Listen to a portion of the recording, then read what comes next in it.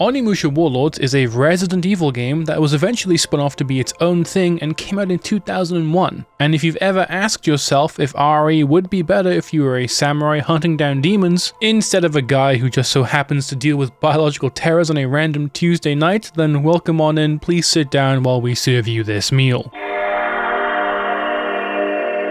This particular era of Capcom is pretty fascinating, especially in regards to its Resident Evil adjacent stuff like Devil May Cry and Onimusha. By 2001, Capcom had created 3 different kinds of games out of the same mold that had been pretty well used at that point. Resident Evil alone had 1, 2, 3, Code Veronica, and Survivor, which is a different thing entirely actually, but still cool to mention. And then there's Dino Crisis and games from other developers that would use very similar formulas like Silent Hill and Parasite Eve, and regardless of your own opinion on any of the Resident Evil games, it's fair to say that Capcom, they kind of did almost everything you could do with RE's specific kind of formula by the early 2000s. Onimusha then decides to be extremely different by shifting the setting back by almost 500 years, completely changing up the flow of what's expected in the minute-to-minute gameplay, and experimenting with techniques that we'd gotten comfortable with and forcing us to approach things a little differently. Onimusha Warlords is still a Resident Evil game deep in its bones, while having plenty of hack and slashy action DNA in the mix too. Now, if you'd have told me that a melee-based action game with tank controls would exist in this form, I'd tell you you're wrong, because that's the Vampire Hunter D game for the PS1. I'd then tell you that this concept worries me because tank controls and somewhat fast-paced action are not things I would necessarily want thrown together. I love tank controls, but there's a time and a place for this sort of thing, alright? We don't need to hybridize everything. Or maybe we do. In Onimusha Warlords, you control Samanosuke Akechi and his ninja best friend Kaide every now and then, as they try to save his cousin, Princess Yuki, from being sacrificed by the Genma and used to increase the power of a resurrected Nobunaga Oda. Along the way, you'll fight all sorts of Genma, from little dinosaur-looking things to big boys that give you the boss fights we all crave. All the while, you'll explore Inabayama Castle and make use of your Oni Gauntlet to consume the souls of your enemies. The average minute-to-minute experience of Onimusha is essentially made up of killing Genma to generate orbs to upgrade your weapons and magic, with the latter allowing you to unlock doors that have a level requirement for a specific element. Blue is lightning, red/purple is fire, and green is for wind. Key items and stuff you need to collect to open more specific doors are here too, which is where the bulk of the RE DNA comes into play. And this is a mixture that works pretty well, which isn't a surprise given how little it really strays away from being an RE game in form. The first tangible difference between the play-by-play of the two is in your relationship with items. Onimusha Warlords doesn't really have an inventory management system, since your primary weapons don't use ammo, obviously, and the bulk of your healing comes from sucking up yellow orbs. Although healing items do exist, and you can even spend red orbs to turn the herbs into medicine, which is basically as RE as you can get without being RE. We're taking the red thing and the green thing and making it a better thing. But we don't have limited item slots and item chests to deposit stuff into, or ammo to worry about conserving. Well, sort of. There is a bow and a matchlock rifle, which definitely makes certain encounters far more reminiscent of RE, and ammo for these weapons is limited and scavenged in the environment, but you'll not be using these outside of very limited instances, because the game is built around melee combat first and foremost. And that's not to say that the bow or rifle is completely useless. It's more that there need additions to add some more flavor to the overall dish, but if they weren't here, I'd still happily finish my plate. What's really the most glaring carryover from RE is the camera and use of pre-rendered backgrounds, both of which are things I absolutely love. I'm not gonna constantly harp on about the benefits of these two things in games, because anytime this happens I end up talking about that and I go on a tangent and it gets cut out from the video anyway. So I'll simply say that aesthetically the choice of camera is a very nice touch and gives Onimusha a very unique place in the action games of today. Speaking of action in games,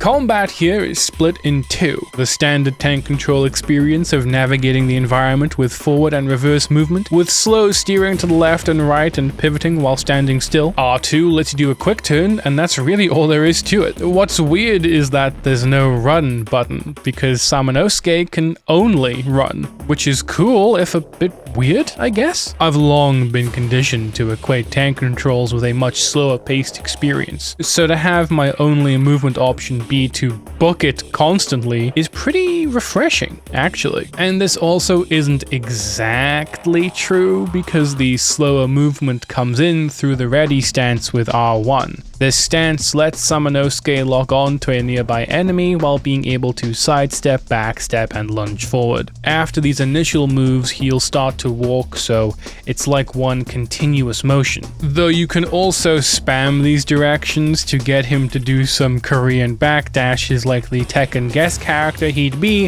if Onimusha was Capcom's biggest selling franchise. And there's still time. This lock-on stance option you have works incredibly for the most part, allowing you to approach combat in a much smoother way than you may have initially expected. And even if you aren't in this stance, Samanosuke's attacks will still gravitate towards an enemy if there's one close by. This avoids those awkward moments of stumbling around the place, swinging like a madman, and embarrassing yourself when you go to talk about the game for a YouTube video. Thanks to the auto lock-on being so robust, you rarely get into those situations where you're hopelessly swinging in a direction without making contact. And this could have been a huge pain when dealing with enemies that hopped all over the screen, but instead run a much nicer timeline. And enemies like these don't exist just yet, though I do wonder how Onimusha Warlords would feel if this auto lock-on wasn't here. Could it have made the game a little more interesting sometimes? Would that friction have given the game a little more texture? Who knows? Playing a classic RE game without auto lock-on is infuriating, but only because it can be extremely hard to gauge where you need to aim if an enemy is off screen or the camera angle doesn't quite give a totally clear picture of where you're aiming to begin with. But since Onimusha is mostly a melee-based game, it's a lot easier to tell if you're making contact with an enemy for obvious reasons. Whether no lock-on at all would make combat more enjoyable is up in the air, but I can see that forcing me to be a little more careful with how I approach certain enemies would feel more in line with the kind of game Onimusha is on paper. As it stands, all of the movement in this is pretty much perfect, but as with all things that are this good, there's always something that makes you scratch your head just a little bit, and this time it's that movement is relegated to the D-pad. This is an action game on the PS2 that essentially makes no use of the analog sticks whatsoever. Clicking in R3 brings the map up though, so that's something. I'm not weak-willed, so this doesn't really matter all that much to me in the grand scheme of things, but it's still quite a weird decision, isn't it? Maybe this is a holdover from when the game was being developed for the PS1, but I find that hard to believe. I usually play tank control games with the D-pad anyway. It just feels weird to switch into the combat stance and still use the D-pad for that in my mind. It gets a little more confusing because of the fixed camera angle being the way it is. I love this, but sometimes the camera can make faster paced games a little disorienting to keep up with. But this is what Onimusha is, essentially. The greatest test of wills over someone's tolerance of fixed camera angle jank. I can safely say that I still love you. Yeah, I don't view the fixed camera here to pose any problems whatsoever for me. Sure, there are boss fights that are made slightly more awkward because of it, but this is the fun for me. I mean, there it is. There's the critical analysis you come here for. This shit's fun. As for the actual methods of combat itself, attacks are carried out by pressing the square button with the move set depending on the weapon you're holding. Ryzan is the bog standard katana style weapon and has a 4-hit combo.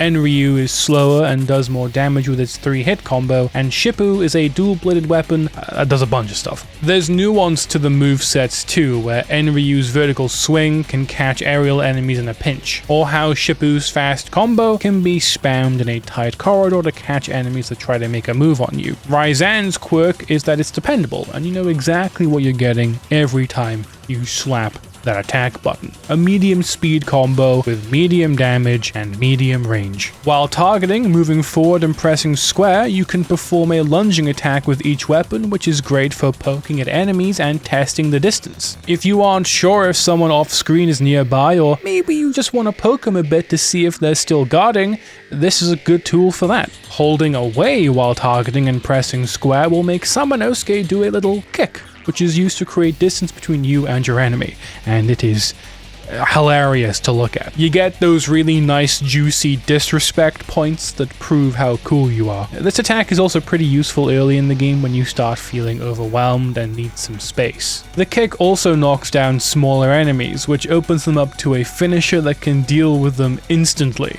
The last hit of a combo can sometimes knock larger enemies down too in a similar way, and that's sometimes the name of the game in more chaotic encounters. Knock enemies down, take them out quicker, focus on the bigger threats. Defense comes in the form of the block button on L1, while dodging attacks is done by using the strafe function with R1's targeting. Most of the time you can simply hold the block button to defend from almost anything, and you don't even need to face the enemy to guard the attacks. Some enemies will have guard breaks though, so you need to either dodge that or know how to react once the guard has been broken. Some enemies actually leave themselves open after a guard break, allowing you to retaliate and get some free hits in. Combat is generally not very aggressive, with Onimusha tending to reward more patient play and having you expose the vulnerabilities of enemies with careful blocking and positioning. But you can certainly play more aggressively if you start to get a little impatient, and you won't see much pushback. The game clearly wants you to be a little more decisive with your offense and defense, but most enemies can't really do much if you know how to overwhelm them. All three of the main weapons also have magic attacks on triangle that are essentially supers in form.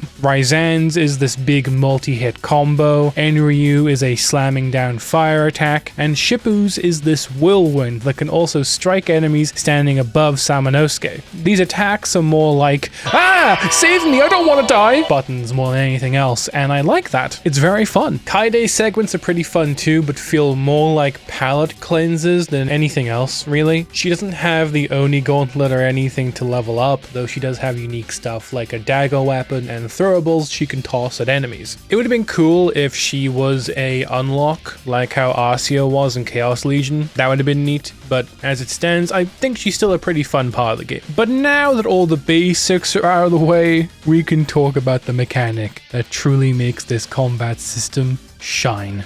Violence. Issen comes in two forms, but is essentially the same in both. It's a parry-like move where Samanosuke either deflects or dodges a strike from an enemy, and then follows up with his own, which takes most enemies out in a single strike. Deflect Issen is performed by blocking an enemy strike at the last second and then pressing attack. True Issen is performed by simply attacking at the exact right time, though this version is risky since messing this up means you take the hit right to the face. Almost every single enemy in this game has an attack that can be answered with Issen, and this goes for boss fights too. But the nature of the mechanic means that every enemy will have different timings. Mastering the mechanic on one enemy will not immediately make you able to perfect it everywhere else. Thank God too, because this is something that could easily make or break this whole combat system. A button that essentially deletes enemies off screen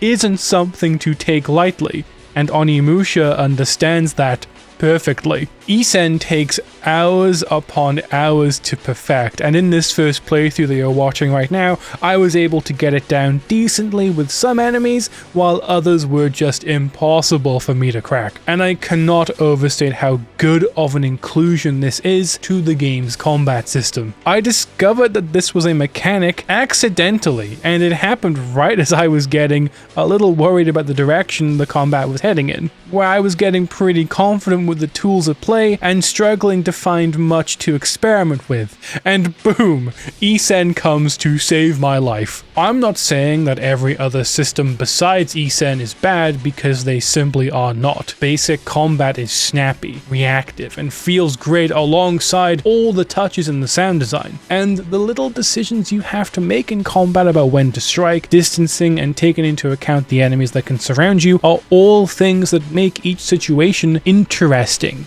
This is applied even to boss fights that utilize these same rules and usually have you facing an opponent that needs a more careful approach. Onimusha Warlords is still a fun game even if you've never performed a single Issen in your entire playthrough, but the addition of a mechanic like Issen gives you something to practice for hours, and the value of that is astounding. It's not unlike the dodge in Resident Evil 3 actually, though I feel like Issen is a much more realized mechanic than that was, and having a mechanic with difficulty and a learning curve feels like a key aspect of the whole survival horror meets action game experience. I feel like you kind of need a weird mechanic that might never see any use in someone's playthrough. A mechanic that, when mastered, has the potential to completely ruin all forms of balance within the game, but only when you put the work in to master it. That kind of thing isn't integral to a game like this, but it does endear me to it far more in the long run.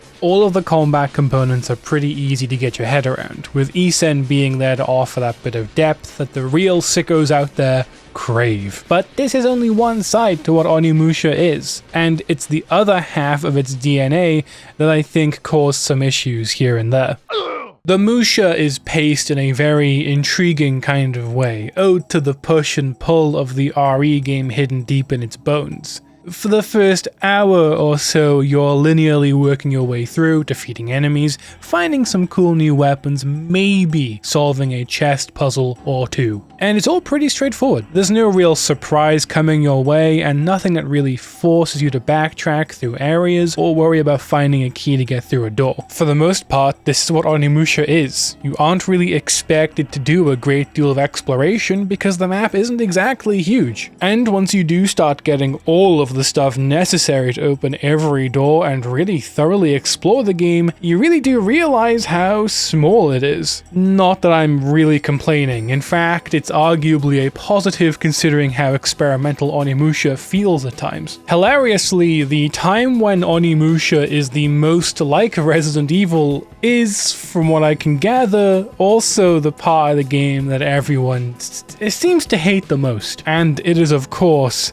the water trap. This section has you work through 4 rooms of puzzles, with 2 offering little to no danger, and then the other 2 causing instant death should you mess up. And then this causing you to restart from the nearest save point, which is thankfully outside the starting room of these puzzles. In the final room, Samanosuke is trapped in a room filling with water, and Kaede has to find a way out for him. This then leads to a sliding puzzle that I'm sure has caused a lot of people to get very reasonably upset over the years. I don't know what it is about Capcom and putting sliding puzzles in games that are mostly action or hack and slash affairs, but this has happened twice and it's hilarious. I won't lie to you either. I died to this gauntlet once and immediately watched a video on how to solve this because I was not going to let this ruin my image of the game. Just know that if anyone did suffer because of this puzzle, you are seen, I see you, your pain is felt. This is a safe space. But this is the weird thing about Onimusha 1. This is basically the only true, honest-to-God puzzle moment the game throws at you on the main path. And there are the puzzle chests too, where you line up the characters with the phrase, and the dial rotation puzzles where you line up the numbers in the correct order, but those are all very, very low stakes. What this has me thinking is, does the audience that plays a game like Onimusha even want puzzles like the water trap to begin with? Optional low-stakes puzzles have a place in any game if you ask me, but puzzles that force you to replay content that isn't the most engaging isn't something that lines up with the average mode of the game and doesn't really add much of substance either. Yeah, it's kind of a weird addition to the experience when you put it in context with everything else that Onimusha does, ultimately. in the most generalized way possible. If you give puzzles to people that are fun and non-punishing, unobtrusive, and rewarding, you'll never really hear a bad word about them. But as soon as you have a puzzle that clashes with the player in the way that the water trap goes about things, you're never really getting a positive reception of that moment. Maybe that's the point though. Maybe we want the players to suffer because fuck them. And you know what? I'm sad to say that I think I can get behind that. Anywho, Onimusha Warlords is a very cool time. It's a cool experiment from Capcom that takes the framework of RE and shakes it up a bunch to deliver something that doesn't quite know what it wants to be yet. Personally, I kind of wish Onimusha was a little scarier, tense, and built up to the power fantasy it ends up becoming just a little bit slower. But with the runtime being what it is, maybe that sort of journey just isn't very feasible. The Issen mechanic is by far the most impressive aspect to me. I cannot believe how fun it is to figure out and how expressive it turns the combat system into. It's to the point where I really want to replay this game a bunch and try practicing it as much as I can to get better and better at it. And if that's not the sign of a good action game, then I don't know what is. Aesthetically, this game is also a dream, and I know I said I wouldn't go on about this much, but since we're near the end, I will. The detail in these backgrounds, the color in some of these scenes, especially in the early areas where you get to see the fading sky. Oh! It looks so cool. I look at these scenes and wonder why we don't still do pre-rendered backgrounds to this day. And before anyone starts, yes, I get why we don't.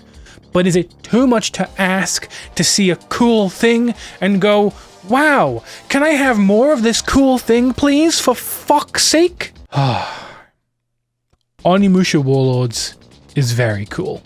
It's a game you could boot up and demolish in a single sitting pretty comfortably if you wanted. And we live in a time, a glorious time, where you could get this game for an absurdly low amount of money, or I'm also aware that Genma Onimusha exists, but maybe we'll swing back around to that after getting through more of the other games first. Okay, bye-bye.